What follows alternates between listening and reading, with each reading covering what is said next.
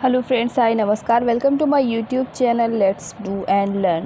Guys, आप सभी का अपने यूट्यूब चैनल में मैं बहुत बहुत स्वागत करती हूं। और आज मैं बात करने वाली हूं आने वाले एग्ज़ाम यानी रीट के बारे में। और रीट के एग्ज़ाम के सीडीपी के यानी बाल विकास के हम यहां पर बहुत ही महत्वपूर्ण प्रश्नों को लेकर हाजिर हुए हैं। तो दोस्तों, आज हम यहां पर बाल विकास का अध्ययन करेंगे और बहुत सारे क्वेश्चंस हैं, उनको डिस्कस करेंगे और समझेंगे उन क्वेश्चंस के थ्रू हम कि हमें कैसे तैयारी करनी है। तो दोस्तों, आइए चलते हैं पहले प्रश्न पर। और आप सभी से रिक्वेस्ट है, जिन लोगों ने अभी तक हमारे यूट्यूब चैनल को सब्सक्राइब नहीं किया है, प्लीज़ प्लीज़ प्लीज़ हमारे यूट्यूब चैनल को सब्सक्राइब जरूर कर लें, ताकि ऐसी ही जानकारी भरी वीडियो आपको मिलती रहे। और वीडियो पसंद आए तो प्लीज़ लाइक ज़रूर करें। आइए चलते हैं क्वेश्चन नंबर 1 पर। और क्वेश्चन नंबर 1 कहता है कि बाल केंद्रित शिक्षा के समर्थक के तौर पर आपके अनुसार निम्नलिखित में से किसका महत्व सर्वाधिक है। तो दोस्तों, प्रश्न एक बार फिर से पढ़ देती हूँ, मैं आपके लिए रिपीट कर देती हूँ। बाल केंद्रित शिक्षा के समर्थक के तौर पर आपके अनुसार निम्नलिखित में से किसका, यानी कि अगर आप बाल केंद्रित शिक्षा का समर्थन करते हैं तो सबसे महत्वपूर्ण जो पॉइंट होगा वो आपके लिए क्या होगा। बेसिकली ये क्वेश्चन है। आइए ऑप्शन जानते हैं। पहला है, शिक्षक बालक के व्यक्तित्व का कहाँ तक विकास कर पाता है। दूसरा पॉइंट है यहाँ पर कि शिक्षक कितना ज्ञानी, आकर्षक और गुणयुक्त है। थर्ड पॉइंट कहता है, शिक्षक अपने विद्यालय को कितना अधिक भव्य दर्शा पाते हैं। फोर्थ पॉइंट है, शिक्षक की पहचान का दायरा कितना विस्तृत है। तो दोस्तों, इसका जो सही उत्तर होगा वो होगा हमारा ऑप्शन नंबर ए, यानी शिक्षक बालक के व्यक्तित्व का कहाँ तक विकास कर पाते हैं। सबसे ज़्यादा बाल केंद्रित शिक्षा में यही हमारा क्या होगा, महत्वपूर्ण पॉइंट होगा। आइए चलते हैं प्रश्न नंबर 2 पर। और प्रश्न नंबर 2 क्या कहता है, ये कहता है कि प्रगतिशील शिक्षा के अंतर्गत निम्नलिखित में से किस बात का ध्यान रखा जाता है। दोस्तों, प्रगतिशील शिक्षा यानी प्रोग्रेसिव लर्निंग, और इसके अंतर्गत कौन सी बात ऐसी है जो सबसे ज़्यादा ध्यान में रखी जाती है। तो पहला ऑप्शन इसके लिए है, प्रगतिशील शिक्षण विधि को अधिक व्यवहारिक करने पर जोर दिया जाता है। नेक्स्ट है, इनमें सिद्धांतों के रखने पर जोर दिया जाता है, यानी सिद्धांतों का पालन किया जाता है।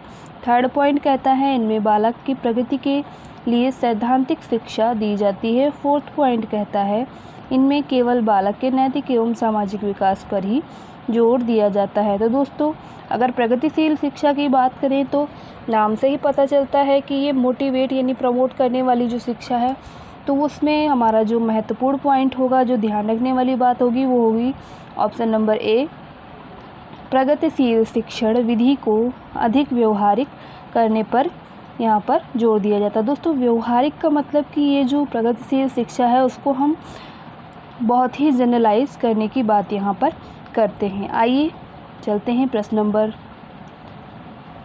3 पर। और प्रश्न नंबर 3 क्या कहता है, ये कहता है कि प्रगतिशील शिक्षा के अंतर्गत बालक में आत्म अनुशासन के विकास के लिए किस बात पर अधिक बल दिया जाना चाहिए। तो दोस्तों, पहला पॉइंट कहता है, अनुशासन बनाए रखने के लिए सख्त आदेश देने चाहिए। बालकों में उनके उत्तरदायित्व की भावना के विकास पर बल देना चाहिए। या फिर थर्ड पॉइंट कहता है, प्रगतिशील शिक्षा के अंतर्गत आत्मानुशासन के विकास पर जोर नहीं दिया जाना चाहिए।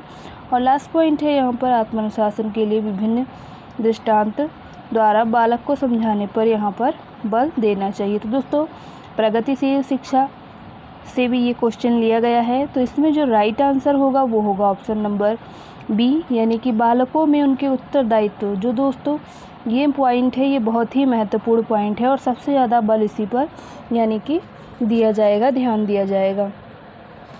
अब आइए चलते हैं अगले प्रश्न पर। और अगला प्रश्न है हमारा, बाल केंद्रित शिक्षा द्वारा निम्नलिखित में से क्या संभव नहीं हो सकता। तो दोस्तों, बाल केंद्रित शिक्षा द्वारा क्या संभव नहीं हो सकता, आइए ऑप्शंस जान लेते हैं। पहला ऑप्शन है, बाल मनोविज्ञान की सहायता से बच्चों के पाठ्यक्रम में सुधार। प्रत्येक बालक पर शिक्षक द्वारा विशेष ध्यान दिया जाना चाहिए। प्रत्येक बालक पर पृथक रूप से ध्यान नहीं दिया जाना चाहिए। या प्रत्येक बालक की विशेष आवश्यकताओं को यहाँ पर समझना चाहिए। तो दोस्तों, यहाँ पर जो सही उत्तर होगा वो क्या होगा, वो होगा हमारा ऑप्शन नंबर बी, यानी कि सभी की भावनाओं पर, यहाँ पर सभी की ज़रूरतों पर यहाँ पर बल दिया जाएगा, सभी की विशेष ध्यान यहाँ पर रखी जाएगी। ये उत्तर यहाँ पर क्या होगा, सही होगा। यानी कि अगर हम बाल केंद्रित शिक्षण क्लास की बात करें तो उस क्लास में क्या होगा कि हम जो बच्चों की नीड है उन सभी बच्चों की नीड को क्या करना होगा, पूरा करना होगा। यानी कि ऐसा नहीं कि किसी पर्टिकुलर एक ही बच्चे का यहाँ पर ध्यान देना है, बल्कि सभी बच्चों का क्या करेंगे, विशेष ध्यान यहाँ पर देंगे। और इसी का नाम है बाल केंद्रित शिक्षा, यानी बालक के ऊपर ही केंद्रित होगा आपका सारा ध्यान। आइए चलते हैं प्रश्न नंबर 5 पर। और प्रश्न नंबर 5 क्या कहता है, ये कहता है बाल केंद्रित शिक्षा को व्यवहार में लाने वाले शिक्षक के लिए निम्नलिखित में से किस की जानकारी रखना अधिक आवश्यक है। तो दोस्तों आइए चलते हैं इस प्रश्न के उत्तर को जानने के लिए 4 ऑप्शंस पढ़ लेते हैं। वो 4 ऑप्शंस क्या हैं, वो 4 ऑप्शंस हैं। शिक्षक के लिए बालक के व्यवहार के मूल आधारों के बारे में जानने से अधिक आवश्यक है कि वह उसके परिवार के बारे में जाने। शिक्षक केवल रुचियों के बारे में जाने। सी ऑप्शन है, शिक्षक को बालक के बारे में भले ही कुछ जानकारी ना हो किंतु उसके परिवार की आर्थिक स्थिति पता होना चाहिए और बालक के संबंध में उसके व्यवहार के मूल आधार एवं आवश्यकताओं की मानसिक स्तर, रुचि, योग्यताओं, व्यक्तित्व इत्यादि का ज्ञान होना चाहिए। तो दोस्तों इसमें जो राइट आंसर होगा वो होगा ऑप्शन नंबर डी। और ऑप्शन नंबर डी क्या कहता है, एक बार फिर से पढ़ लेंगे। बालक के संबंध में, तो दोस्तों बालक के संबंध में जो चीज़ें कही जाएंगी वो क्या होगा, हमेशा राइट आंसर होगा। शिक्षक को उसके व्यवहार के मूल आधार और आवश्यकताओं, यानी कि उसकी आवश्यकता पर बल देंगे। मूल आधार जो हम होगा वो उस पर बल देंगे, उसकी योग्यता पर बल देंगे और उसके व्यक्तित्व को भी वहाँ पर निखारा जाएगा। तो दोस्तों ये राइट आंसर हो जाएगा। Option number D is the correct option for the question number 5. Now the question number 6 which is said that project प्रणाली का प्रयोग निम्नलिखित में से किस शिक्षा पद्धति के अंतर्गत किया जाता है। दोस्तों क्वेश्चन नंबर 6, प्रोजेक्ट प्रणाली का प्रयोग आप कौन सी शिक्षा के अंतर्गत करेंगे। ऑप्शन ए है पारंपरिक शिक्षा, ऑप्शन बी है प्रगतिशील शिक्षा, ऑप्शन सी है वैदिक शिक्षा और ऑप्शन डी है उपरोक्त में से कोई नहीं। तो दोस्तों इसका जो राइट आंसर होगा वो होगा हमारा ऑप्शन नंबर बी, यानी प्रगतिशील शिक्षा के अंतर्गत हम क्या करेंगे, प्रोजेक्ट प्रणाली का प्रयोग करेंगे। आइए नेक्स्ट क्वेश्चन पे चलते हैं। नेक्स्ट क्वेश्चन है हमारा, बाल केंद्रित शिक्षा के पाठ्यक्रम के संदर्भ में निम्नलिखित में से कौन सा कथन सही नहीं है। तो दोस्तों सही नहीं है ये बताना है हमें। ऑप्शंस जान लेते हैं। ऑप्शंस हमारे क्या हैं, पाठ्यक्रम का विकास व्यक्तिगत विभिन्नता, प्रेरणा, मूल्यों एवं सीखने के सिद्धांतों के मनोवैज्ञानिक आधार पर किया जाना चाहिए। दोस्तों ये कट कर देंगे, गलत हो गया है। नाउ द क्वेश्चन नंबर 7 का जो बी ऑप्शन है वो कहता है पाठ्यक्रम बनाने में शिक्षक यह ध्यान रखता है कि शिक्षार्थी और समाज की क्या आवश्यकताएं हैं, उनको सीखने की कौन सी क्रियाएं में से यह आवश्यकता सर्वोत्तम रूप से पूर्ण हो सकती है, यानी उसे कैसे पूर्ण किया जा सकता है। नेक्स्ट है पाठ्यक्रम बनाते समय शिक्षक की आवश्यकताओं एवं विद्यालय में उपलब्ध सुविधा का ध्यान रखा जाता है। और नेक्स्ट जो ऑप्शन है वो है क्रियात्मकता होने के लिए प्रत्येक पाठ्यक्रम एक समुचित मनोवैज्ञानिक आधार पर स्थापित होना चाहिए। तो दोस्तों क्वेश्चन नंबर जो हमारा 7 है इसका जो आंसर होगा वो होगा ऑप्शन नंबर डी, यानी क्रियात्मक होने। दोस्तों खोने नहीं बल्कि यहाँ पर होने होगा। क्रियात्मक होने के लिए प्रत्येक पाठ्यक्रम एक समुचित मनोवैज्ञानिक आधार पर क्या करें, हम स्थापित करें। Now the question number 8 that is प्रगतिशील शिक्षा से है। प्रगतिशील शिक्षा के अंतर्गत शिक्षा में किन 2 तत्वों को विशेष महत्व दिया गया है। आइए ऑप्शन जान लेते हैं। पहला है रुचि और प्रयास, दूसरा है आवश्यकता एवं अभिप्रेरणा, तीसरा है व्यक्तिगत विभिन्नता एवं रुचि और चौथा है इनमें से कोई नहीं। तो दोस्तों इन 4 ऑप्शंस में से जो सही उत्तर होगा वो होगा हमारा रुचि और प्रयास, यानी option number A is the right answer for the प्रगतिशील शिक्षा।